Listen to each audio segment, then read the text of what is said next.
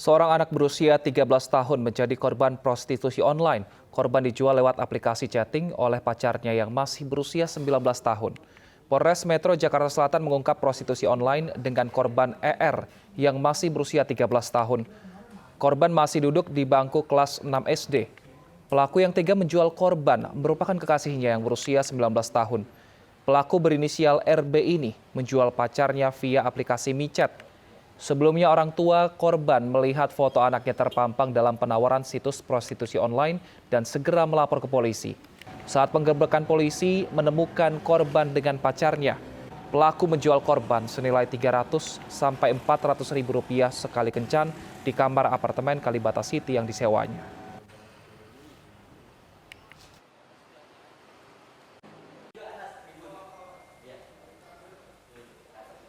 Lakukan pemeriksaan dan selanjutnya di dalam pemeriksaan tersebut ya ternyata pelaku ini sudah tinggal beberapa hari dengan korban, yang mana korban sudah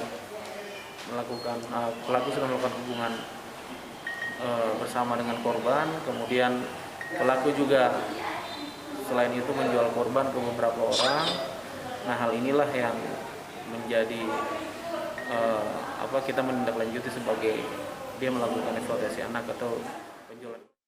Untuk mengetahui hasil penyelidikan terakhir kasus prostitusi yang melibatkan satu orang anak SD, sudah bersama kami Bapak Ridwan Soplanit. Beliau merupakan Kasat Reskrim Jakarta Selatan.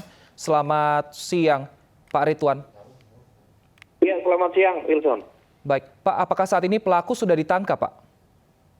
Ya, benar. Jadi dengan perkembangan terakhir pada saat kita menerima laporan terkait dengan adanya kehilangan dari Polsek Makassar, kemudian kita kembangkan dan menemukan pelaku dan korban di suatu tempat, salah satu apartemen yang telah saya sebutkan sebelumnya. Kemudian saat itu juga kita mengamankan pelaku. Baik, sudah berapa lama prostitusi online ini melalui aplikasi chatting dilakukan, Pak, oleh pelaku dan juga korban? Kurang lebih udah 4 hari, korban tinggal bersama pelaku. Di dalam proses bersama mereka itu pelaku sudah melakukan hubungan dengan korban maupun sempat menjual korban ke 2 orang laki berhidung belang.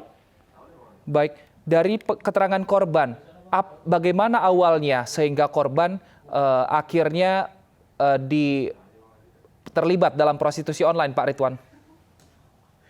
Ya, Wilson, jadi pertama mereka kenalan di suatu mall atau pusat perbelanjaan. Pada saat itu teman daripada korban itu kenal dengan pelaku, kemudian memperkenalkan korban. Saat itu juga di hari yang sama pelaku menawarkan untuk mereka menjadi maksudnya berpacaran dan korban mengiyakan. Nah, mulai dari hari yang sama juga pelaku mengajak korban di apartemen yang tadinya disewakan juga oleh pelaku.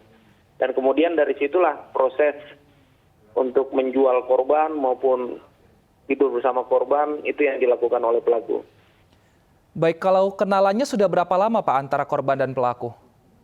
Baru kenalan 4 hari, mulai dari proses mereka hari itu berkenalan, lanjut berhubungan dan langsung menjual korban kepada 2 orang tersebut.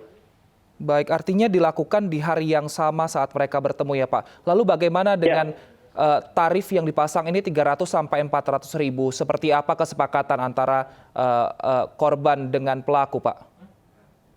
Jadi korban, kami ulangi, pelaku yang mengatur semua itu, mulai dari harga dan sebagainya itu yang ngatur adalah pelaku. Demikian, Wilson. Baik, saat ini kondisi korban seperti apa, Pak Ridwan? Korban tetap dalam pendampingan dari orang tua dan keluarga, jadi tetap dalam kondisi baik. Kemudian kita tetap fokus untuk pemeriksaan pelaku. Baik, korban ini kan masih di bawah umur, Pak. Apakah memang diceritakan ada unsur paksaan atau memang korban ini masih terlalu polos untuk mengetahui hal-hal seperti ini, Pak? Ya, betul. Demikian. Untuk korban sendiri dia masih polos untuk menghadapi semua ini, cuman dengan dia ada ikatan sebagai dalam bentuk mereka pacaran, dan akhirnya terbawa sehingga korban lebih pasrah saja dengan situasi yang ada. Bagaimana Demikian, dengan tanggapan orang tua korban, Pak Ridwan?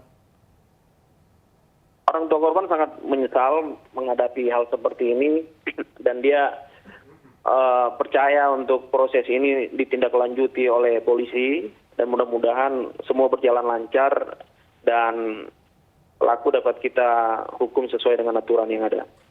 Baik, terima kasih Pak Ridwan. Kita harapkan ini bisa menjadi pelajaran bagi setiap orang tua untuk bisa mengawasi anaknya dan juga mungkin memberikan pendidikan agar tidak terlalu percaya kepada orang yang baru saja dikenal. Terima kasih Pak Ridwan telah bergabung bersama kami di iNews Siang.